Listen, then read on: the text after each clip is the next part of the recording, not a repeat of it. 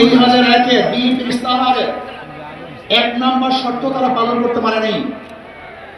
আমি বিশ্বাস করি আগামীতে ক্ষমতায় কে যাবে না যাবে আমি জানি না, কিন্তু বাংলাদেশের জনগণ কোন দুর্নীতিবাজ, চাঁদাবাজ, দখলবাজ, খুনিদেরকে আর ক্ষমতায় নিবে না। বাংলাদেশের জনগণ রক্ত দিয়েছে, জীবন দিয়েছে বাংলাদেশে চাঁদাবাজি করার জন্য নয়, খুন করার জন্য নয়, দেশকে দখল করার জন্য নয়, দুর্নীতি করার জন্য মানুষ রক্ত দেয়, জীবন দেয়। বাংলাদেশের মানুষ জীবন দিয়েছিল, মানুষ মুক্তি পাবে, শান্তি পাবে।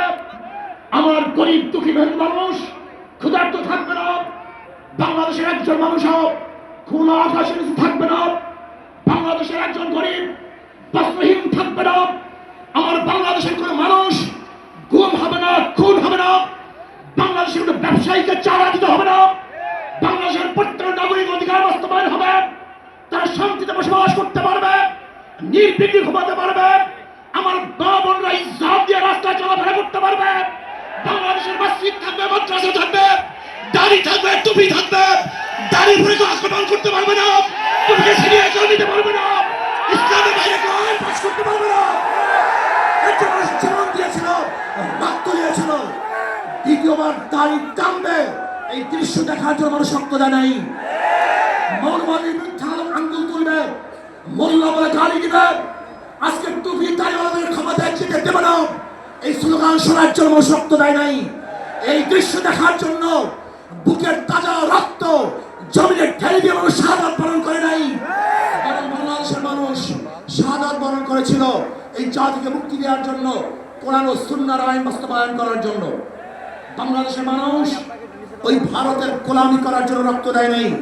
বাংলাদেশের মানুষ ভারত আমাদের দেশের কর্তৃত্ব নেতৃত্ব করবে, আমেরিকা আমাদের দেশের কর্তৃত্ব নেতৃত্ব করবে, এর জন্য বাংলাদেশের মানুষ জীবন দেয় না, রক্ত দেয় নাই। বাংলাদেশের মানুষ সাধন, তারা নিজেরা আইন প্রণয়ন করবে, নিজেরা সংসদ পরিচালিত করবে, তারা নিজেদের পায়ে দাঁড়াবে। বাংলাদেশের মানুষ জীবন দিতে পারে কিন্তু কাল গোলামি করতে পারে না। তারা ভাইয়ের আমার, আমি বিশ্বাস করি আজকে মঞ্চে যারা আছেন, যদি আমরা মুনাফিকি না করি, মঞ্চে যারা আছে মুখের এবং কাজের কথা যদি একসাথে থাকেন, মুখের সাথে কাজের যদি মিল থাকেন, আমি লক্ষ জনতার সামনে কসম করে বলতে পারি আগামীতে ক্ষমতায় যাবে ইসলাম, ক্ষমতায় যাবে ইসলাম।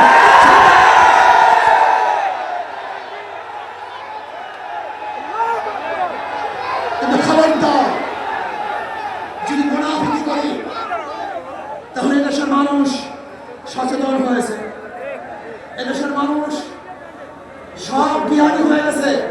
বিশ্বাস করবেন না, একজন রিক্সাওয়ালা, ঠেলাওয়ালা, কুলি মজদুরের বক্তব্য শুনলে আমরা আশ্চর্য হয়ে যাই বাংলাদেশের মানুষ কত সচেতন, তারা কত সচেতন হয়েছে।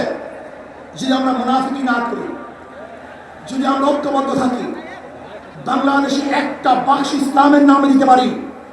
যেরকম আমেরিকা এবং ওই সারস ইসরায়েল ইরানের আক্রমণকে ভেবেছিল মুহূর্তের মধ্যে নিশ্চিত করে দিবে, কিন্তু আক্রমণ করার পর দেখেছে ইরানের গুহার থেকে কোথা থেকে বোম মিসাইল চলে আসছে।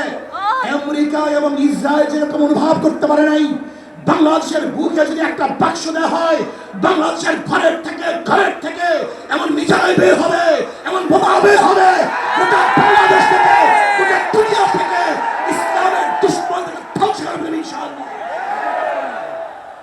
ঐক্য হন, মুনাফিকি করবেন না, একসাথ হন, ঐক্যবদ্ধ হন। এইটা আমার মেসেজ থাকবে। যদি ঐক্যবদ্ধ ভাবে ক্ষমতার লোভকে সংবরণ করে আমি ক্ষমতায় যেতে চাই না, ইসলামকে ক্ষমতায় নিতে চাই। আমি ক্ষমতায় যাইতে চাই না, কোরআন ও সুন্নাহকে ক্ষমতায় নিতে চাই। যদি আদর্শ পালন করেন, এই নীতি আদর্শ গ্রহণ করেন, ইনশাআল্লাহ নাসরুল মিনাল্লাহি ফাতহুন কারীম, অবশ্যই সাবিরিন। সেই দিন আসতেছে, আমি দেখতেছি, মহান আমার চোখের সামনে আমি দেখতেছি ওই সংসদের মধ্যে কলেমার কথা হবে, কোরআন ও সুন্নাহর কথা হবে, লা ইলাহা ইল্লাল্লাহ উচ্চারিত হবে।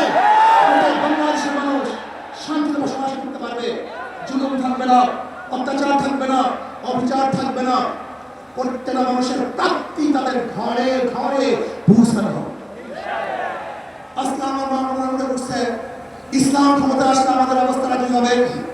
ইসলাম ক্ষমতা আসলে প্রত্যেকটা মা বোনের ন্যায্য অধিকারকে প্রতিষ্ঠিত করা হবে।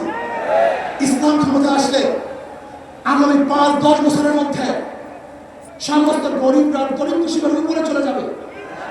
ইসলাম ক্ষমতা আসলে 28 লক্ষ কোটি টাকা বিদেশে পাচার হবে না, দুর্নীতি থাকবে না, জুলুম থাকবে না, অত্যাচার থাকবে না, নির্বিচার করে মানুষ আর খুন হবে না, গুণ হবে।